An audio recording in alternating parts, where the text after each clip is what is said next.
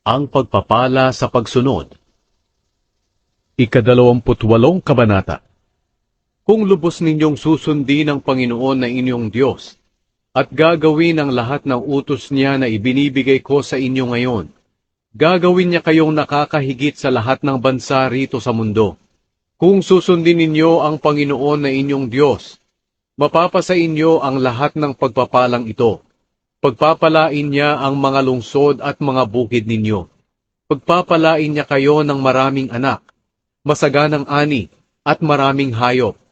Pagpapalain niya kayo ng masaganang ani at pagkain. Pagpapalain niya ang lahat ng ginagawa ninyo. Ipapatalo ng Panginoon sa inyo ang mga kaaway na sasalakay sa inyo. Sama-sama silang sasalakay sa inyo, pero magkakanya-kanya sila sa pagtakas. Pagpapalain ng Panginoon na inyong Diyos ang lahat ng ginagawa ninyo, at pupunuin niya ng ani ang mga bodega ninyo. Pagpapalain niya kayo sa lupaing ibinibigay niya sa inyo. Ayon sa ipinangako ng Panginoon na inyong Diyos, gagawin niya kayo na pinili niyang mamamayan, kung susundin ninyo ang kanyang mga utos, at mamumuhay ng ayon sa kanyang pamamaraan. At sa ganoon ay malalaman ng lahat ng tao sa mundo na pinili kayo ng Panginoon at matatakot sila sa inyo. Pagpapalain kayo ng Panginoon doon sa lupaing ipinangako niya sa inyong mga ninuno na ibibigay sa inyo. Pararamihin niya ang inyong mga anak, mga hayop, at ang inyong ani. Padadalhan kayo ng Panginoon ng ulan sa tamang panahon mula sa taguan ng kayamanan niya sa langit. At pagpapalain niya ang lahat ng ginagawa ninyo. Magpapautang kayo sa maraming bansa, pero kayo ay hindi mangungutang. Gagawin kayo ng Panginoon na pinuno ng mga bansa, at hindi tagasunod lang. Lagi kayong nasa itaas at hindi sa ilalim, kung susundin ninyong mabuti ang mga utos ng Panginoon na inyong Diyos, na ibinibigay ko sa inyo ngayon. Kaya huwag ninyong susuwayin ang alinman sa iniuutos ko sa inyo sa araw na ito. At huwag kayong susunod sa ibang mga Diyos at maglilingkod sa kanila. Ang mga sumpa sa hindi pagsunod. Ngunit kung hindi kayo susunod sa Panginoon na inyong Diyos, at hindi susunding mabuti ang lahat ng utos niya at tuntunin na ibinibigay ko sa inyo ngayon, mararanasan ninyo ang lahat ng sumpang ito. Susumpain ng Panginoon ang inyong mga lungsod at bukid.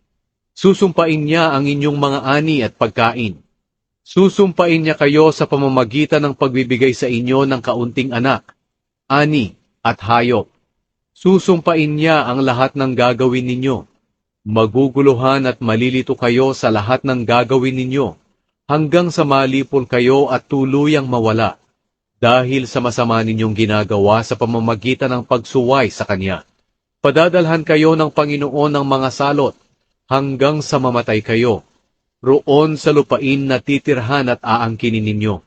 Pahihirapan kayo ng Panginoon, sa sakit na hindi gumagaling, lagnat, pamamaga, mainit na hangin, mahabang tagtuyot, at peste sa mga halaman, hanggang sa mamatay kayo. Magiging parang tanso ang langit na hindi magbibigay ng ulan, at ang lupa ay matutuyo at magiging kasintigas ng bakal.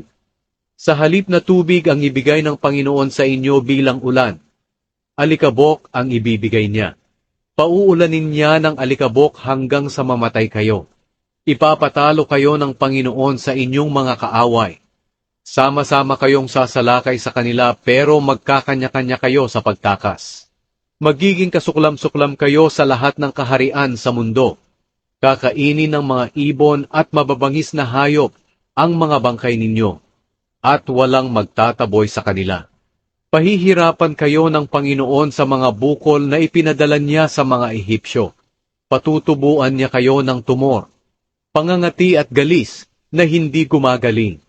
Gagawin kayong baliw ng Panginoon, bubulagin at lilituhin.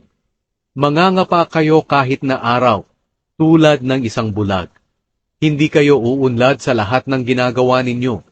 Palagi kayong aapihin at pagnanakawan, at walang tutulong sa inyo. Aagawin ng ibang lalaki ang babaeng magiging asawa ninyo. Magpapatayo kayo ng mga bahay pero hindi kayo ang titira rito. Magtatanim kayo ng ubas, pero hindi kayo ang makikinabang sa mga bunga nito. Kakatayin ang baka ninyo sa inyong harapan, pero hindi ninyo ito makakain. Pipiliting kunin sa inyo ang inyong mga asno, at hindi na ito ibabalik sa inyo. Ibibigay ang inyong mga tupa sa inyong mga kaaway, at walang tutulong sa inyo upang mabawi ito. Habang nakatingin kayo, bibihagi ng mga anak ninyo ng mga taga-ibang bansa, at araw-araw kayong aasang babalik sila, pero wala kayong magagawa. Kakainin ng mga taong hindi ninyo nakikilala ang pinaghirapan ninyo, at palagi kayong aapihin at pahihirapan. At kapag nakita ninyo itong lahat, mababaliw kayo.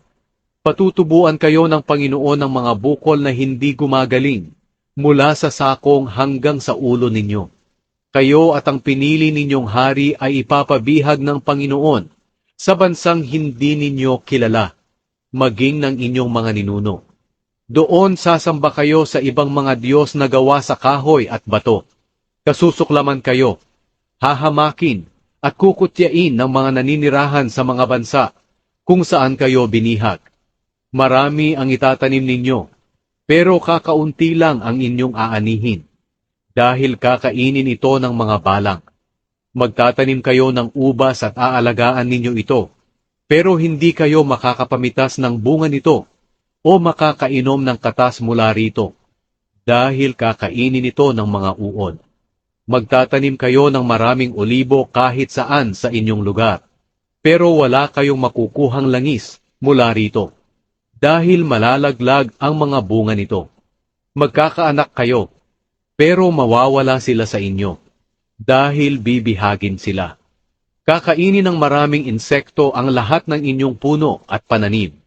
Unti-unting magiging makapangyarihan ang mga dayuhang naninirahang kasama ninyo, habang kayo naman ay unti-unting manghihina. Papautangin nila kayo, pero hindi kayo makapagpapautang sa kanila. Sila ang mamumuno sa inyo, at kayo ang susunod sa kanila.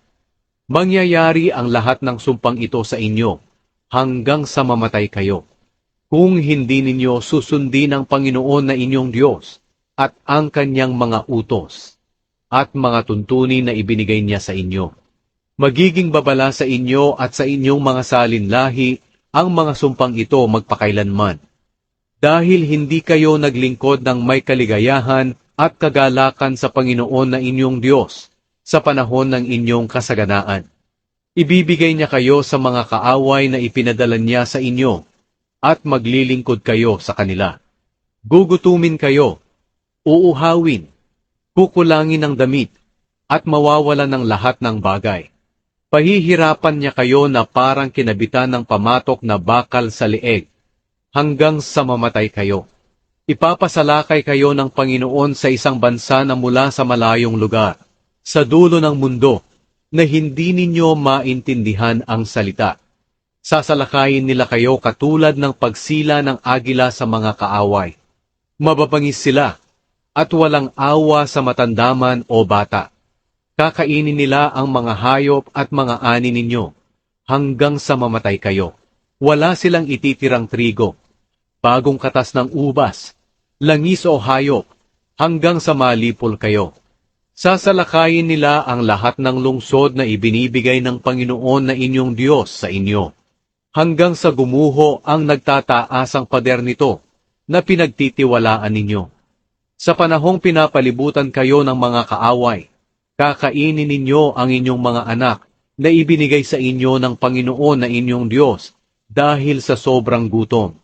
Kahit na ang mahinahon at napakabait na tao sa inyo ay hindi na maaawa sa kanyang kapatid, sa minamahal niyang asawa, at sa natira niyang anak.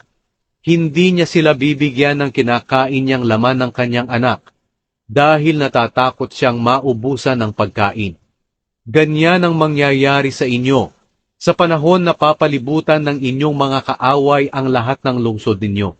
Kahit na ang mahinhin at napakabait na babae ay magiging mabangis sa kanyang minamahal na asawa at mga anak. Itatago niya ang kanyang anak na kapapanganak pa lang at ang inuna nito para kainin ng lihim dahil natatakot siyang walang makain habang pinapalibutan ng inyong mga kaaway ang mga lungsod. Kung hindi ninyo susunding mabuti ang lahat ng mga utos na nakasulat sa aklat na ito, at hindi igagalang ang kahanga-hanga at kamanghamanghang pangalan ng Panginoon na inyong Diyos, padadalhan niya kayo at ang inyong mga lahi ng malulubhang karamdaman na sobrang sakit at wala ng lunas para rito. Ipapalasap niya sa inyo ang nakakatakot na mga karamdaman na ipinadala niya sa Ehipto at mananatili ito sa inyo.